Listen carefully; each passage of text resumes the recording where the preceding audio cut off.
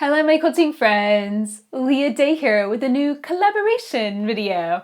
This month I received a beautiful applique quilt block from Laura Koya, and she has a YouTube channel, So Very Easy. So definitely check out her YouTube channel so you can learn how to piece and applique this quilt block.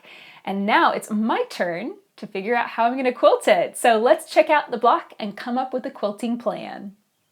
So here's Laura's quilt. It's got a lot of things going for it. We've got this beautiful bright fabric, polka dots, a cute little ladybug, this nice big floral print.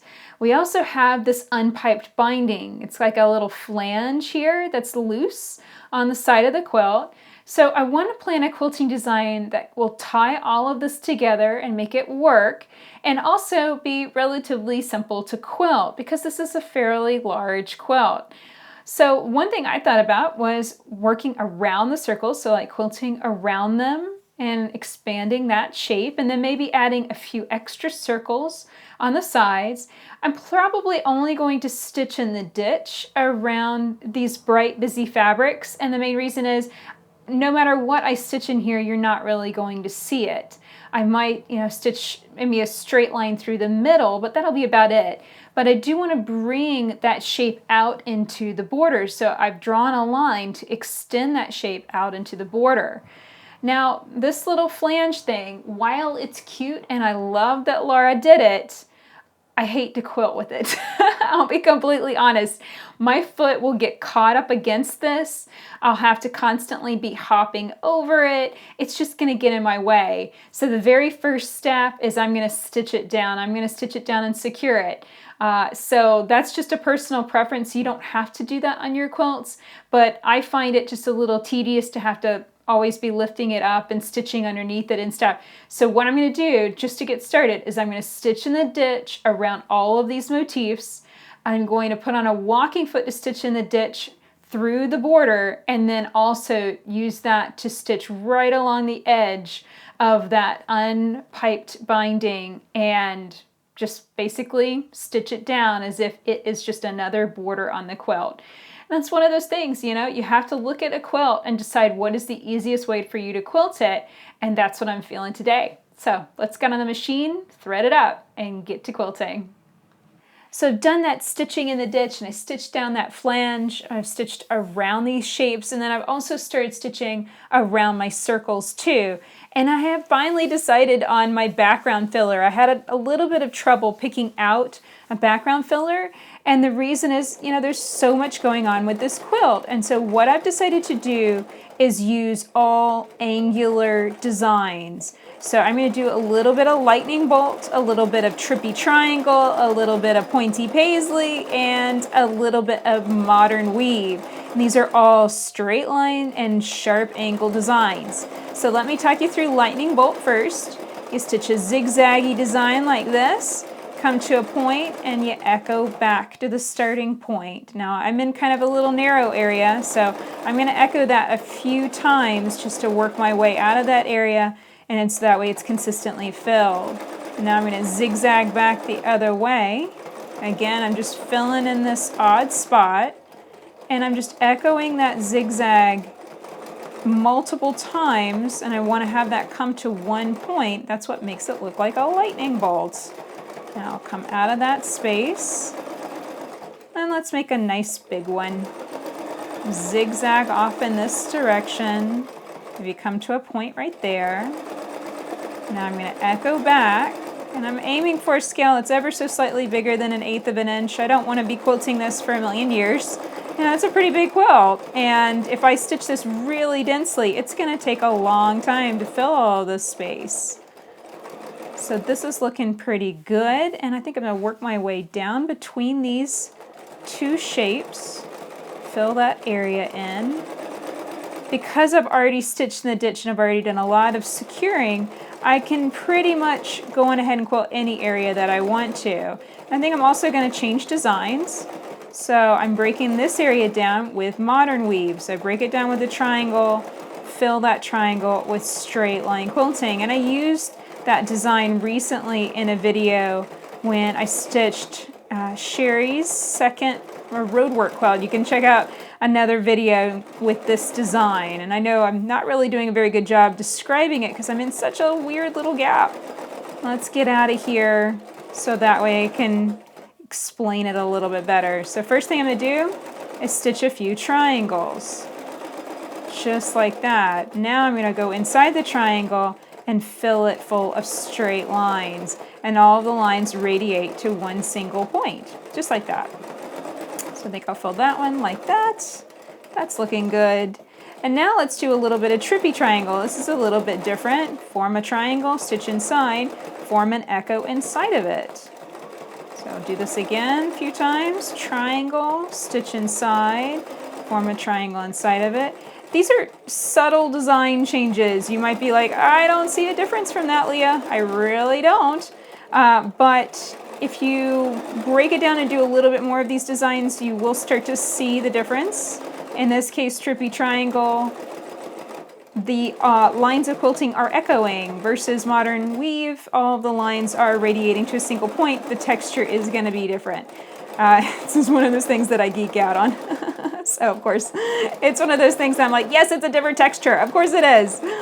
So now I'm going to switch back to some lightning bolt, zigzag over, come to a point, zigzag back. Just travel stitching on previous designs, previous lines, all of that's a-okay. Now I'm just trying to be careful things don't get messy, but anytime that I do let it get messy, I just stitch right back over again, throw a little bit more thread at it, and that usually hides my mistakes pretty well.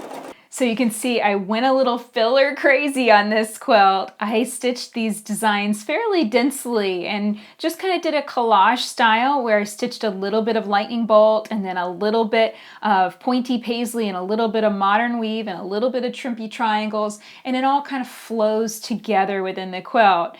Over these fabrics in the circle, I went on ahead and just outline stitched it. You can see on the back, it just accents the actual fabric design. And I think that ended up looking really good. I did invent some circles. I added some circles to the surface of the quilt where I had kind of open areas that needed a little bit of extra texture. And I filled those in with either straight lines, curvy lines, or grids. So here on this side, I had this open circle and I filled that in on the opposite side with the grid. And I think that turned out pretty good. This is a busy quilt and I added a busy design. So it's pretty chaotic at this point, but I think it works. You know, there's times where you add this much quilting and it really becomes a mess, but to me, this is looking better the more I add to it.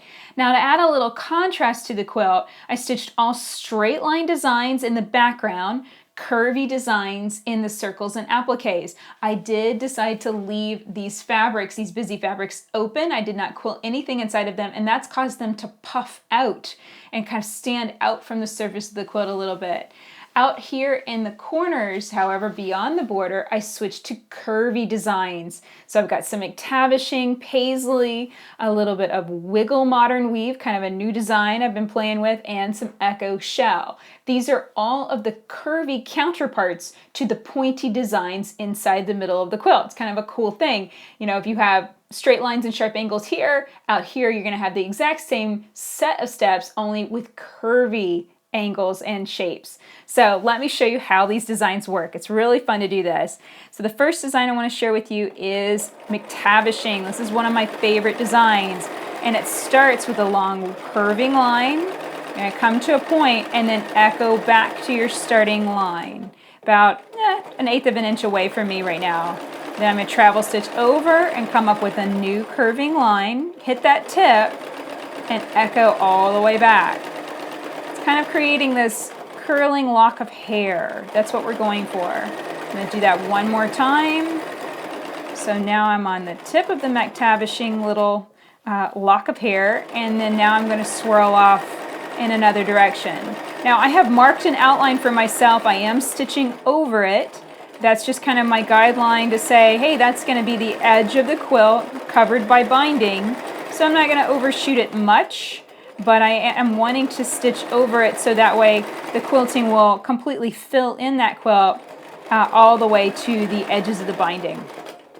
So I'm just adding more Mctavish shapes, nice curvy line coming to a point, stitching back. And you're going to have weird areas like these. The best thing to do is just fill them up with gently curving lines, just like this. Because I'm right here on the edge, I could just fill this in with 1 or 2 curving lines. I know most of that's going to get cut off, but hey, it's nice to have the stitching extend just a little bit so you know that you're safe and you're not going to end up with a weird edge right near your binding. Okay, so now I've got a little pocket here. I think I'm going to fill this with Echo Shell, and that is stitch a kind of quarter circle or half circle shape and travel stitch an echo. So it's another echoing style design, and so that's a really good skill builder if you're needing to build some skill with echoing. Got kind of a weird area here, so it's real tight. That's okay. I'm just doing a little bit of extra travel stitching to build up the thread texture intentionally, make it stand out, make it look pretty on the surface of the quilt. Now I'm coming out, so I have a little bit more room. Form that arch shape going this way. That looks good. That's a little bit of Echo Shell, and now let's switch over to a curvy modern weave. So basically I'm going to break down and do some curvy triangles. So I'm just wiggly line, and then now I'm trying to more or less turn that into a triangle-ish shape. Because it's curvy, it doesn't have to be perfect, obviously, but I do want 3 points. So here's a point, there's a point, there's a point. So I'm looking at the number of points in order to say, hey, that's a triangle. I'll break that down just a little bit more. That looks good. And this is a foundational design, so I want to go on ahead and break down the space first and then start filling it with some lines that just echo and go from one point to an edge, and from one edge back to the point. That just emphasizes that point. Here I'm going to run to this point. That looks good. Just careful stitching. I think I'm going to break this one down. This feels just a little bit big to me. So I can go from there to there. That breaks down triangle, but then I end up with a shape that has 4 points, stitch right across it. Now I have 2 triangles with 3 points. That looks good. And so basically from here, I'm just thinking, okay, stitch from edge to point, point to edge, nice curvy lines. If this feels confusing to you, don't worry. It's one of those things that you just memorize. And once you memorize it, it's just as easy as signing your name in cursive.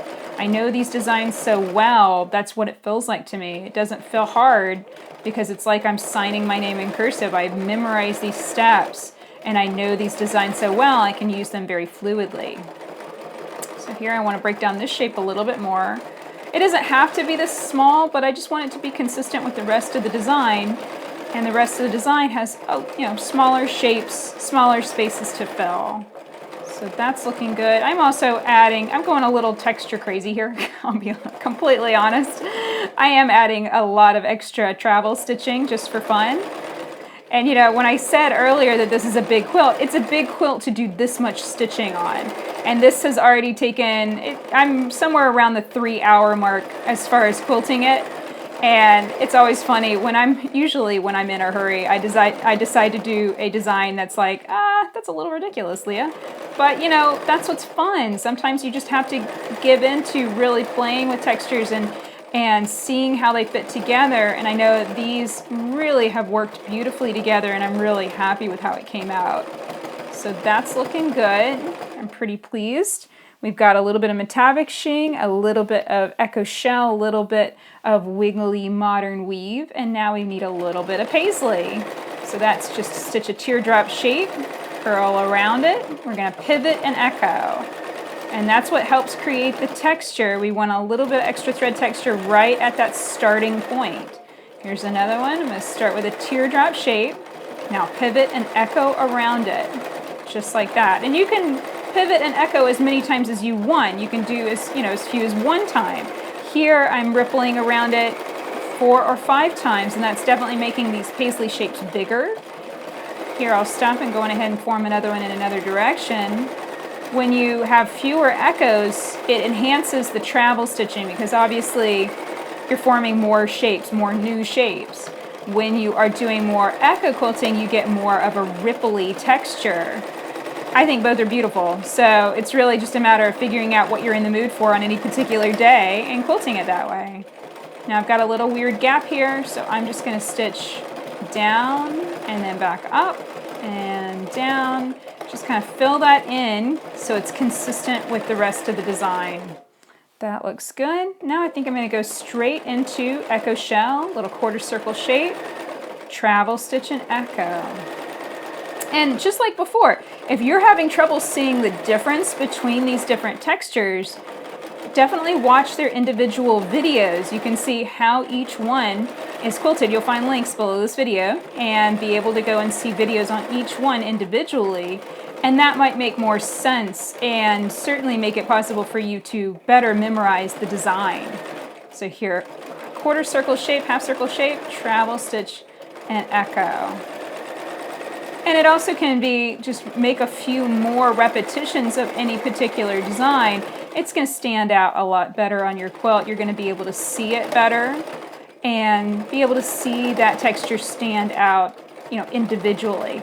This collage quilting style really allows you to mesh designs together and create a generally, a little bit more chaotic, but also a little bit more interesting texture for your quilts. So now I'm going to switch back to Mctavishing, do a little bit of Mctavishing, do a little bit more ripply, curving modern weave, and also a little bit more Paisley. Just keep switching out between these. This is the last corner of the quilt to stitch. I'll travel stitch over. I think I'll fill in this space. Please understand, I could have filled in this whole area with just one of these designs. But switching is sometimes more fun because you get to play with more designs, and it's also more exciting. I tend to get bored, especially filling in large spaces. And so by switching designs, I can always be thinking about, okay, what do I feel like stitching next? I can change it up and add completely new designs if I get really bored, and keep adding different textures to the surface, and I think that really adds to the quilt. So there we go. I'm just going to continue stitching all of these different beautiful designs, and here's what it looks like whenever I finished Laura Koya's quilts. So that's it for this video. I hope you learned a lot seeing how I quilted this cute block from Laura. If you'd like to see how she pieced and appliqued this block, definitely check out her YouTube channel, So Very Easy. Of course, if you enjoyed the video, please like it, share it with your friends, and subscribe to my channel on YouTube so you don't miss the next video coming out soon. Until next time, let's go quilt.